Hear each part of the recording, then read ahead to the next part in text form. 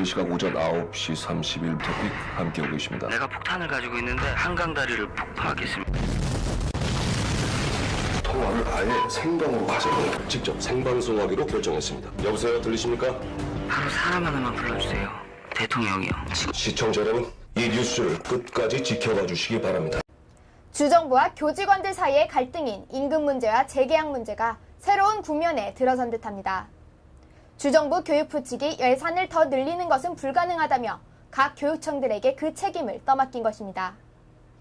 교육부는 각 교육청들이 예산을 절감해 교직원들의 문제를 해결할 것을 요청했다고 합니다. 교직원들의 임금 상승 및 재계약 문제가 교육청의 책임으로 넘어간 것입니다. 이에 교육청들은 불가능하다며 난감함을 표현했습니다. 밴쿠버 교육청장 패티 바쿠스 씨는 교직원 임금을 1%만 상승시킨다 하더라도 총 120만 불의 비용이 필요하다고 설명하며 예산의 증가 없이는 지출이 늘어날 수 없다고 설명합니다. 교육부의 책임 떠맡기기식 발표에 CUPE의 콜린 퍼슨 씨는 교육부든 교육청이든 누군가는 이 비용을 마련해야 하고 예상 삭감이 가능한 분야가 있을 것이라고 말했습니다. 교육부와 교직원 사이의 재계약 협상은 9월 초에 재개됩니다. 28일 새벽 코키틀람의 주택가에서 총격 사건이 발생해 피해자가 사망했습니다. 사건의 정확한 시각은 알려지지 않았으나 총격이 발생한 부근 주택가 주민들이 여러 차례의 총소리를 들었다고 경찰에 신고했습니다.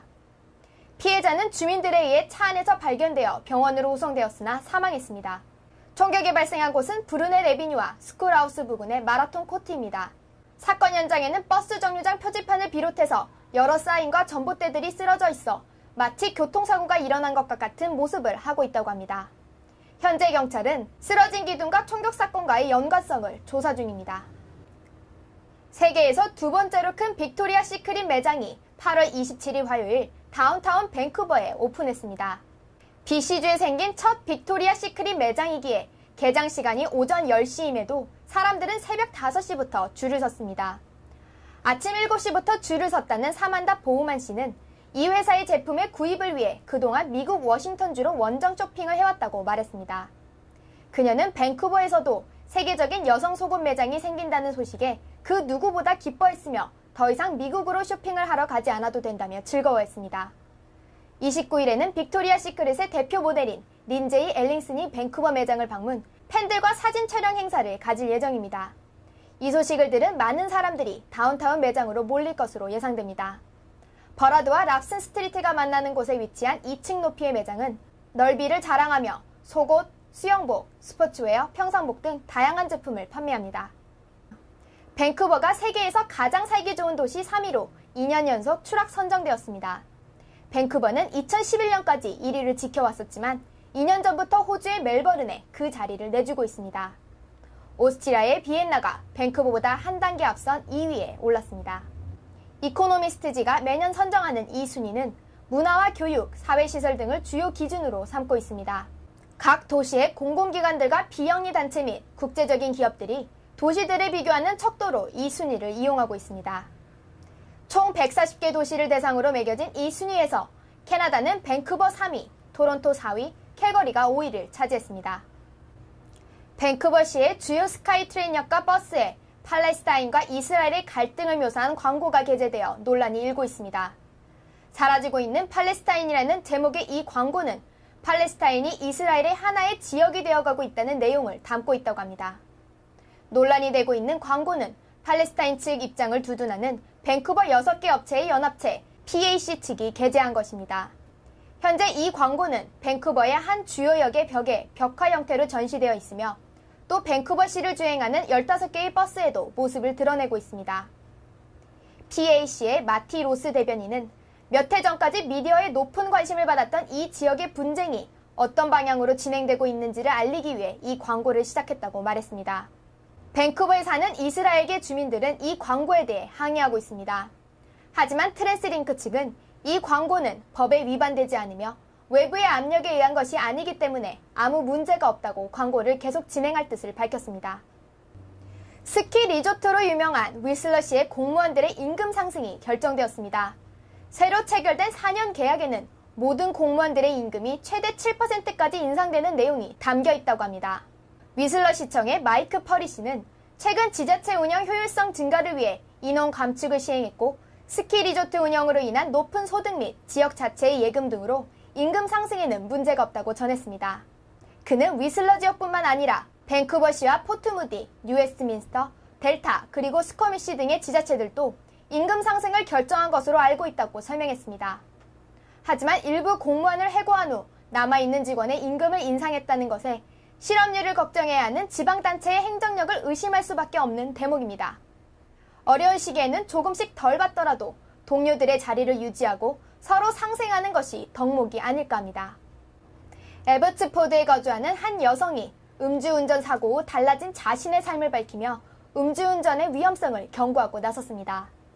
이 여성은 다른 이들은 자신과 같은 실수를 하지 않기를 바라는 마음으로 사연 공개를 결정했으며 결코 동정을 받기 위함이 아니라고 설명합니다. 두 개의 직업을 가지고 안정된 생활을 하던 그녀는 사고 당시 몇 잔의 술을 마셨으며 크게 취한 상황이 아니라고 판단해 운전대를 잡았으나 결국 음주 교통사고를 냈다고 합니다. 사망자도 없었고 크게 다친 사람도 없이 경미한 부상자만 발생한 작은 사고였으나 문제는 그녀의 직업 중 하나가 운전직이었다는 것입니다. 그녀는 음주운전 사고를 이유로 그 직장을 잃었다고 합니다. 이후 거주하는 주택의 렌트비, 핸드폰 이용료 등이 다달이 청구되었고 사고로 망가진 새로 구입한 할부 자동차 값도 지불해야 했습니다. 두 개의 직업 중 한 개의 직업을 잃어버린 그녀에게는 감당할 수 없는 금액이었습니다.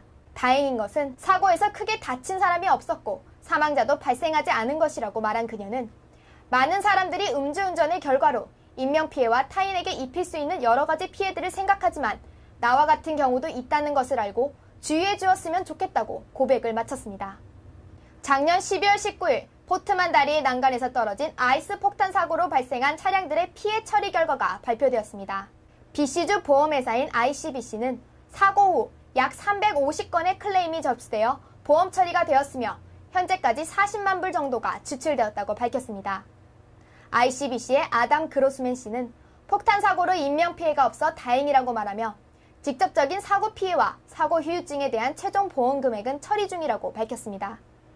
ICBC는 사고 피해자들에 대한 모든 보험 처리를 종료한 후 포트만 다리 운영 주체인 네오사 측과 비용 및 법적 절차에 대한 의견을 나눌 예정이라고 합니다. 새학기의 시작이 다음 주로 다가왔습니다. 자녀들의 개학 준비로 바쁜 교민들이지만 한 가지 주의하셔야 할 점이 있습니다. 바로 스쿨존입니다. 방학 동안에는 스쿨존 내 차량 속도 제한이 해제되었으나 학기가 시작되면 스쿨존 내 속도 제한이 다시 적용되기 때문입니다. 밴쿠버 경찰은 다음 주 개강을 맞아 스쿨존에서의 교통 단속을 강화할 예정입니다. BCAA의 조사 결과에 의하면 스쿨존에서는 차량 과속 및 운전자의 핸드폰 사용이 가장 많이 적발되었다고 합니다.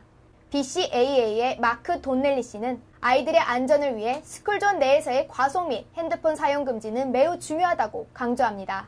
스쿨존 구간에는 아침 8시부터 오후 5시까지는 차량 속도를 30km 이하로 제한하고 있는데 과속보다도 더 큰 문제는 운전 중 핸드폰 사용이라고 합니다.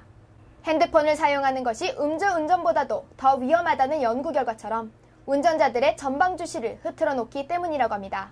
응답자 중 절반 이상이 스쿨존에서 핸드폰을 사용한 경험이 있다고 답해 그 위험성을 알 수 있습니다. 돈넬리 씨는 차량으로 학생들을 학교까지 데려다주는 부모들에게도 안전에 대한 주의를 요청했습니다. 그는 차가 밀려있다고 길가에 아이들을 내리게 하는 것은 매우 위험한 행위라고 설명하며 아이들을 반드시 안전한 보도에 내려줄 것을 부탁했습니다. 스쿨존에서의 교통위반 벌금은 $200부터 시작됩니다. 스쿨존에서 40km 이상으로 주행하다가 적발되면 최소한 $368의 벌금과 함께 차를 압류당하게 됩니다.